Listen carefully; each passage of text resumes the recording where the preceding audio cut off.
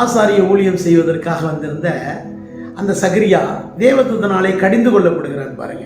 ஏற்ற காலத்திலே நிறைவேற போகிற வார்த்தைகளை நீ விசுவாசியாதபடினாலே இந்த வார்த்தைகள் எல்லாம் நிறைவேறும் வரைக்கும் நீ பேசக்கூடாதவனாயிருப்பாய் என்று சொல்லி அவன் வாயை கட்டிடுறார். ஆனால் மரியாளும் அதே காரியத்தை தான் தேவதூதனிடத்திலே சொன்னான். வாசிக்க கேட்போமே. 1ஆம் அதிகாரம் 34ஆம் வசனம். அதற்கு மரியாள் தேவதூதனை நோக்கி, இது எப்படி ஆகும்? புருஷனை அறியேனே என்றாள். பாருங்க, 2 பேரும் ஒரே கருத்தை தான் சொல்லியிருக்கிறாங்க. நான் கிழவனா இருக்கேன், என்னுடைய மனைவியும் கிழவியா இருக்கிறாள், இது எங்கனம் ஆகும். மரியாள் சொல்றாங்க, நான் புருஷனை அறியேனே. ஆமென். சகரியா சொன்னதும் சரிதான். கிழவன் கிழவிக்கு எப்படி குழந்தை பிறக்கும்? மரியாள் சொன்னதும் சரிதான்.